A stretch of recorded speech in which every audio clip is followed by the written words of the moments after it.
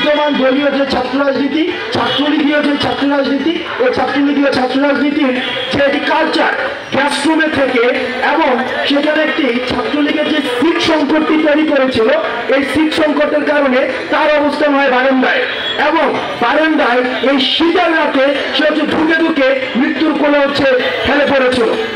আপনি দেখেন এই যে বিশ্ববিদ্যালয়ে আমাদের ছাত্র রাজনীতির স্বরূপটা কি, একটা বিশ্ববিদ্যালয়ের কাজ কি? জনগণের খয়রাতের পয়সায় এই বিশ্ববিদ্যালয়গুলো পরিচালিত হয়, জনগণের খয়রাতের পয়সায়।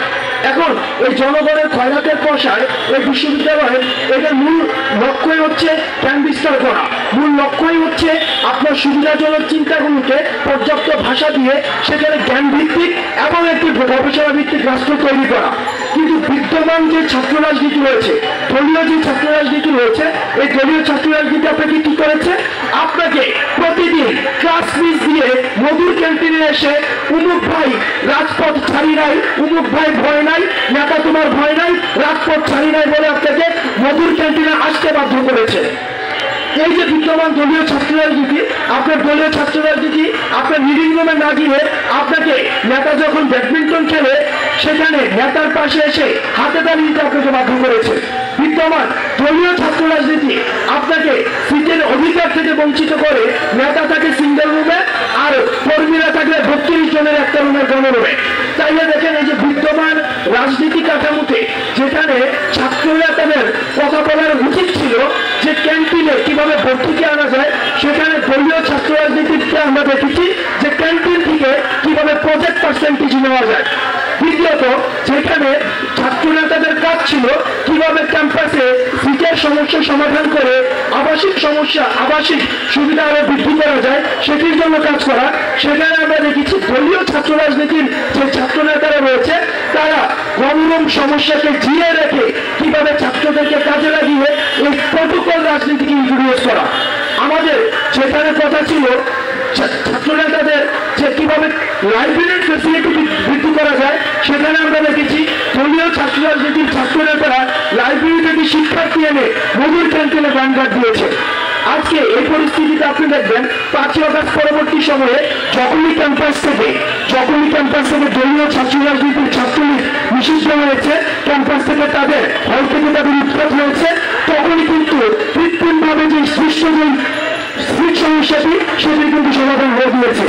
তার মানে এই যে দলীয় ছাত্র রাজনীতি যে নামেই থাকুক না কেন, সেগুলি শিক্ষার্থীদেরকে পুঁজি করে তাদের যে মাদার পার্টি, এই মাদার পার্টির পারপাস সংস্থাকে যুগের পর যুগ ব্যবহার করা হয়েছে। অর্থাৎ নেতা থাকবে একদম সর্বোচ্চ, নেতা যা বলবে নেতা থেকে ওই রাজি হবে এবং এই নেতার ওই ক্যাম্পাসে বাস্তবায়ন হবে, এটাই হচ্ছে মূলত কাজ। এবং আমরা যখন দলীয় ছাত্র রাজনীতি নেতাদের সাথে বিভিন্ন ইস্যুতে দলীয় ছাত্র রাজনীতি ক্যাম্পাসে কেন থাকবে, এটার পক্ষে একটা যুক্তি হচ্ছে যে তাহলে নাকি নেতা তৈরি হবে না। আপনি যদি 48 দেখেন, আপনি যদি 71 দেখেন, 90 দেখেন, 18 দেখেন, 24 দেখেন, দলীয় ছাত্র রাজনীতির যতগুলো নেতা ছিল এই জাতীয় স্বার্থের এগেইনস্টে দাঁড়িয়েছে। 48 52 আওয়ামী লীগ নেতার 144 ধারা ভাঙে নাই। 71 আওয়ামী লীগের ভূমিকা নিয়ে এখনো পর্যন্ত প্রশ্ন রয়েছে। 18 নিরাপদ সড়ক আন্দোলন আমরা ছাত্রলীগের ভূমিকা দেখেছি। আমরা কোটা সংস্কার আন্দোলনে দলীয় ছাত্র রাজনীতির ভূমিকা দেখেছি। 24-এ আজকে গণঅভ্যুত্থানটি হয়েছে, সেটি কিন্তু দলীয় ছাত্র রাজনীতির যে ব্যানারে, সেই ব্যানারে যখনই যতগুলো আন্দোলন হয়েছে সেগুলো কিন্তু সফলতার মুখ দেখেনি। যখনই ছাত্র রাজনীতি এই যে অ্যাক্টিভিজমগুলো, এগুলো ছাত্র রাজনীতির অন্তর্ভুক্ত, কিন্তু এগুলো দলীয় রাজনীতি ছিল না, এগুলো সাধারণ শিক্ষার্থীদের পক্ষে কথা বলেছে। আজকে দেখেন আমাদের এই জায়গায় দলীয় ছাত্র রাজনীতির আমাদের কি প্রবলেম রয়েছে। 1 নম্বর প্রবলেম হচ্ছে রিক্রুটমেন্ট পলিসি।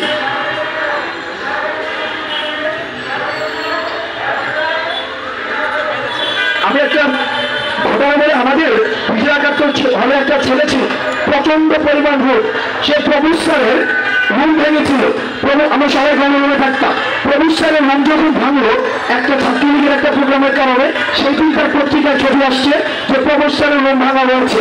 সেই দিন সে গণরুম থেকে তার সিঙ্গেল রুমে প্রমোশন হলো।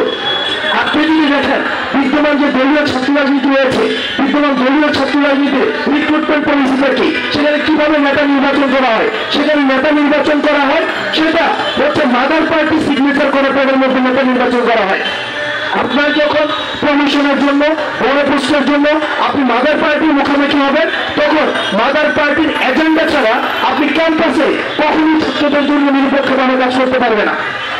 আপনি যদি সিটের ইস্যুটি দেখেন তাহলে আপনি দেখবেন আমরা দলীয় ছাত্র রাজনীতি সহ বিশ্ববিদ্যালয়ে দেখেছি, দলীয় ছাত্র রাজনীতি ছাড়া বিশ্ববিদ্যালয়ে দেখেছি। যেখানে দলীয় ছাত্র রাজনীতি নেই, যেমন খুলনা বিশ্ববিদ্যালয়, সেখানে কিন্তু সিট সংকট নেই। আমরা বুয়েটে দেখেন বর্তমানে দলীয় ছাত্র রাজনীতি নেই।